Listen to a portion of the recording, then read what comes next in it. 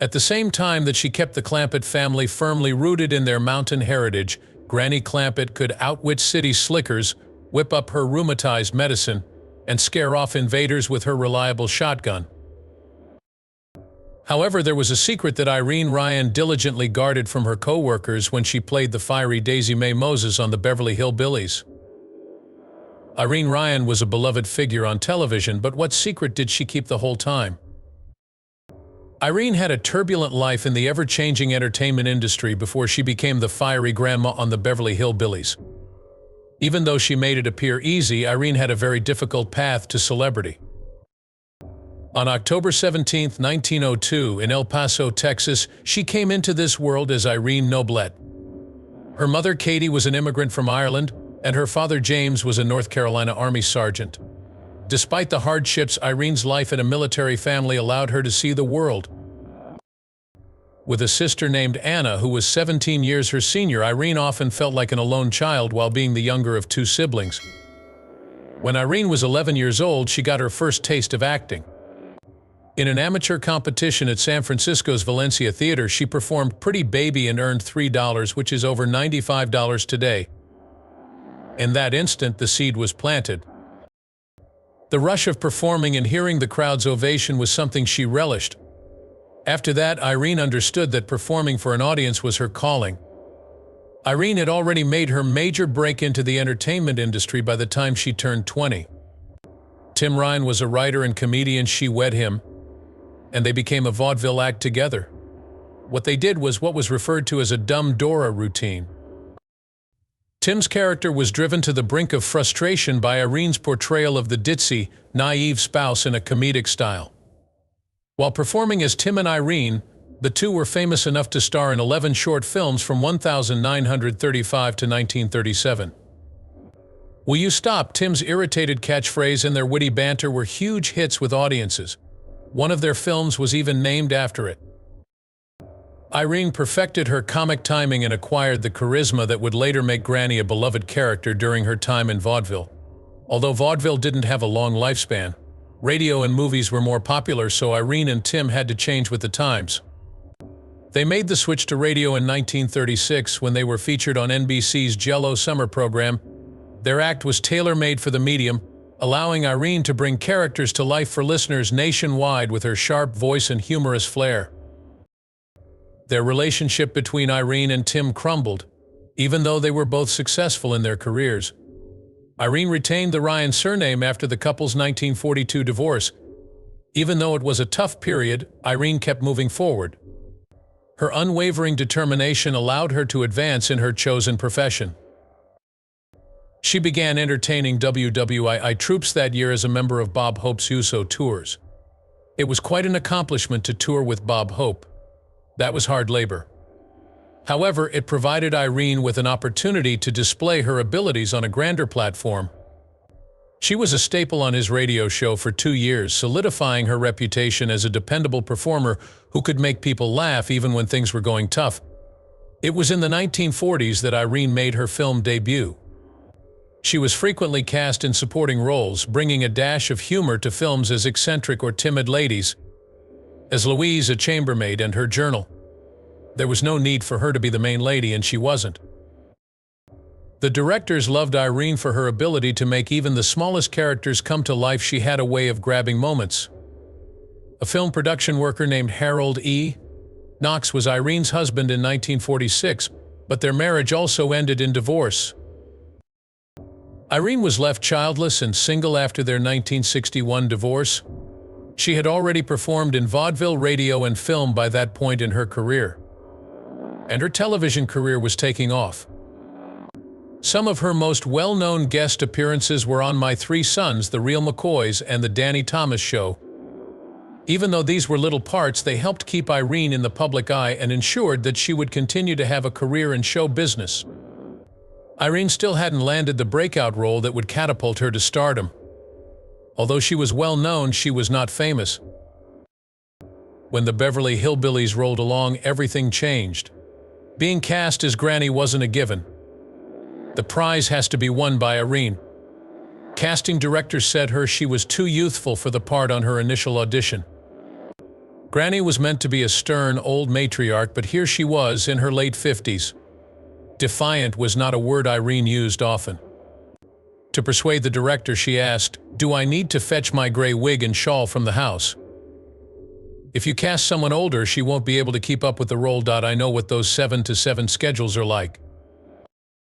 You were right, your resolve paid off. Irene was not only cast, but she also killed the audition.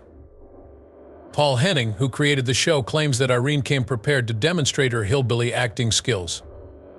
She related an anecdote about her performance in Arkansas when the theater manager forbade early admission out of fear that the crowd would steal seats. Her humor and grasp of the character were on full display in the scene.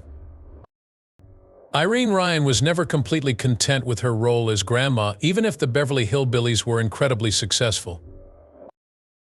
It was a constant worry for Irene that her tenure in the role may end suddenly, despite the fact that viewers admired her and her performance was crucial to the show's success. A 1965 interview with the Star-Gazette revealed that she openly admitted to having this dread.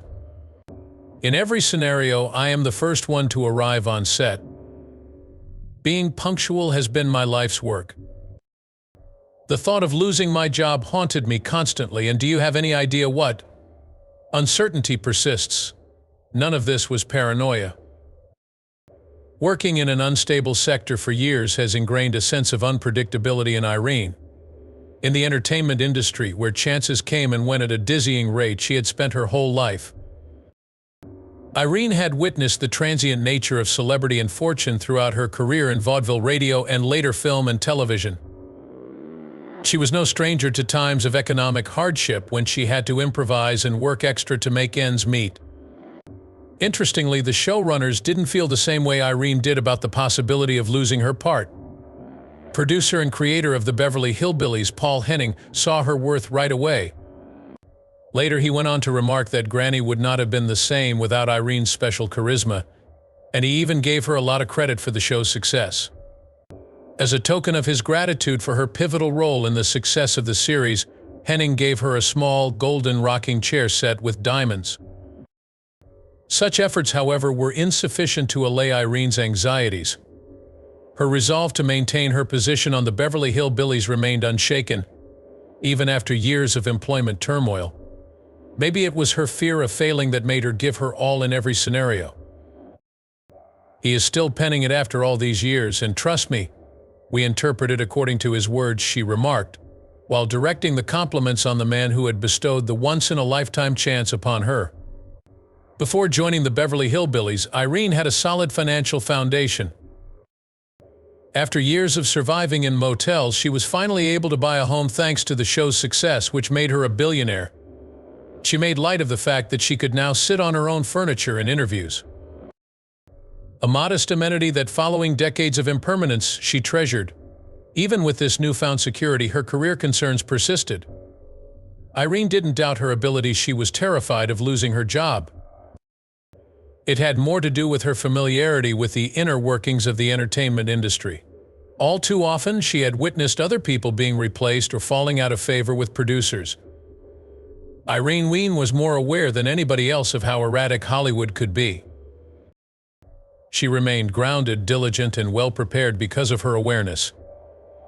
In 1962, the Beverly Hillbillies were an immediate smash upon airing.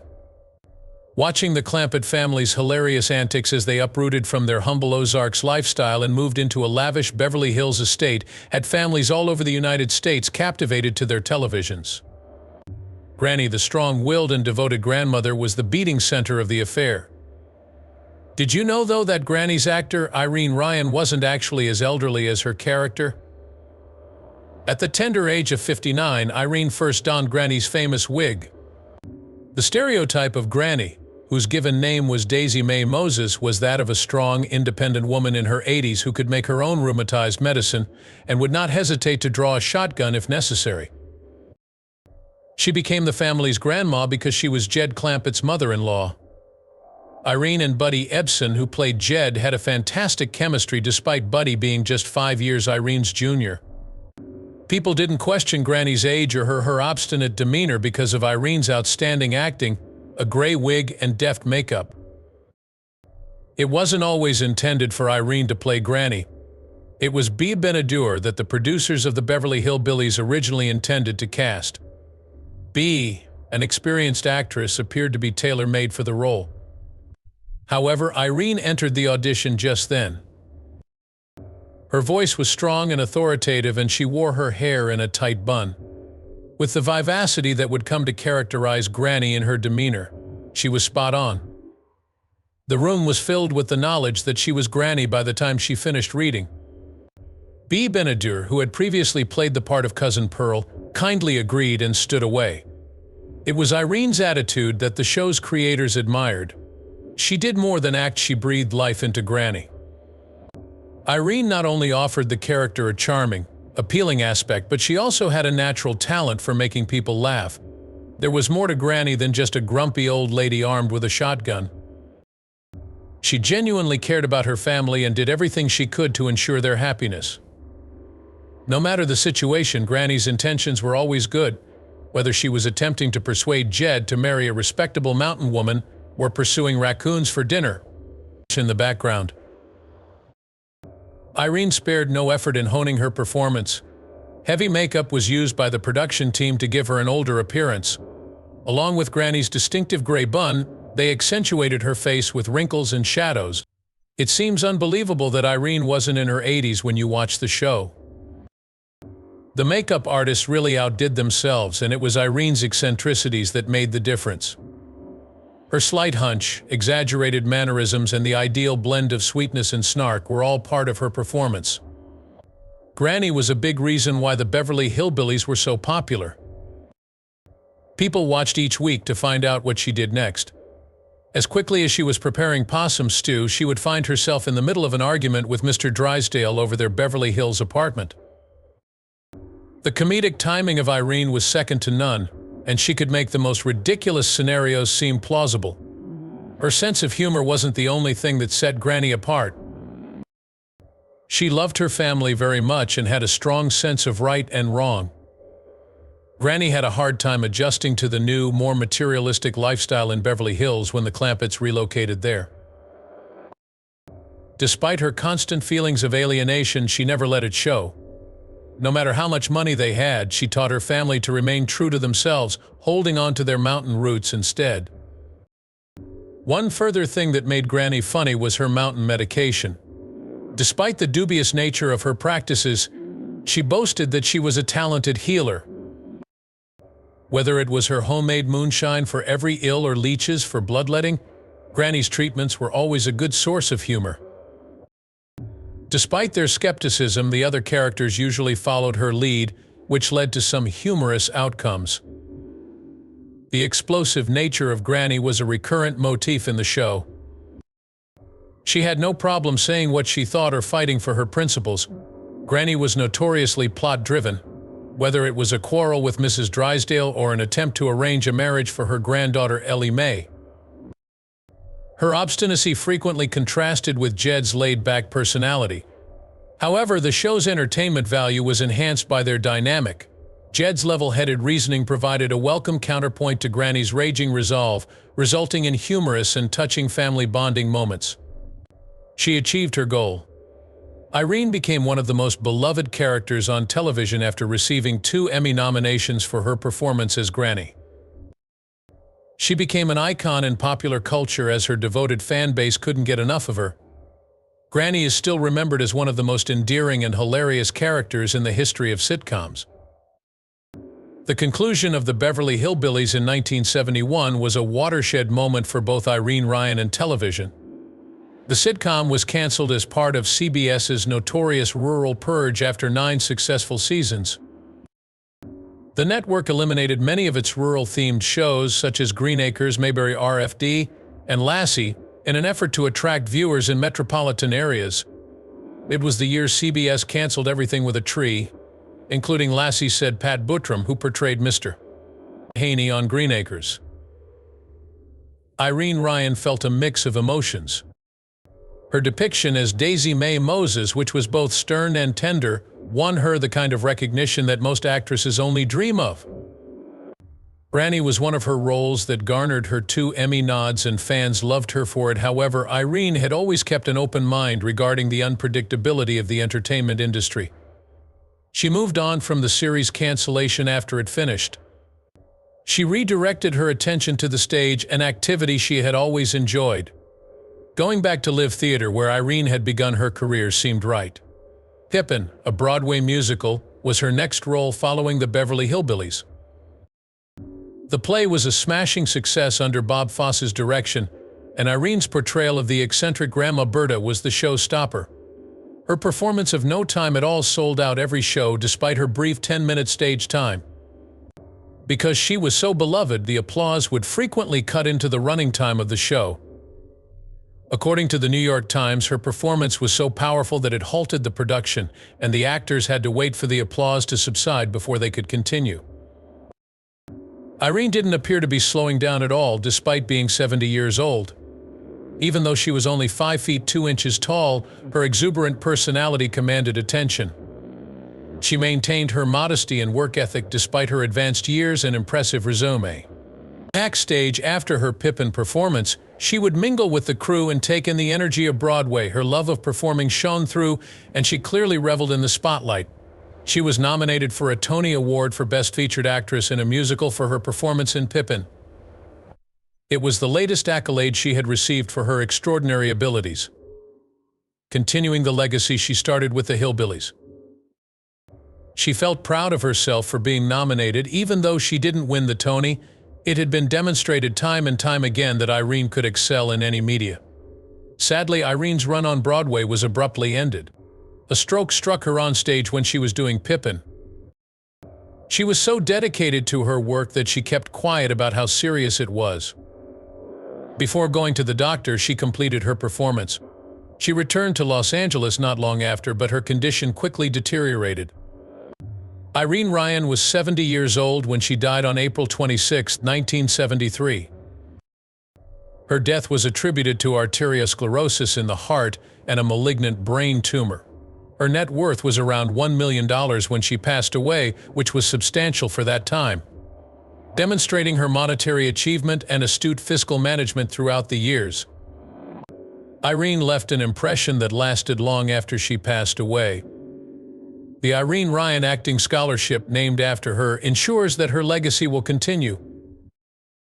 The goal of the scholarship is to provide young performers with the financial means they need to realize their artistic goals in the performing arts. It's a just homage to a woman who lived her life to inspire others and delight crowds. The Beverly Hillbillies' impact is enduring as well. Thanks to its enduring popularity and the memorable people it featured, the show has become an enduring part of television history. Return of the Beverly Hillbillies, a reunion film, premiered on CBS in 1981. Despite its best efforts, it failed to live up to the spirit of the original series. It was difficult for the film to capture the enchantment of the event without Irene, and her absence was keenly felt. Paul Henning, who created the series, acknowledged that the film fell short of expectations and placed some of the blame on the Writers Guild of America strike that prohibited rewrites in 1981. But the Beverly Hillbillies will never go out of style, according to many enthusiasts. One of the most memorable parts in sitcom history is Granny, played by Irene Ryan. Every time Granny got into a dispute with the petty Mrs. Drysdale or caused trouble with her rheumatized medicine, it was funny and heartwarming. Thanks to Irene's acting, the character, a strong, witty, caring, and devoted family woman, felt authentic.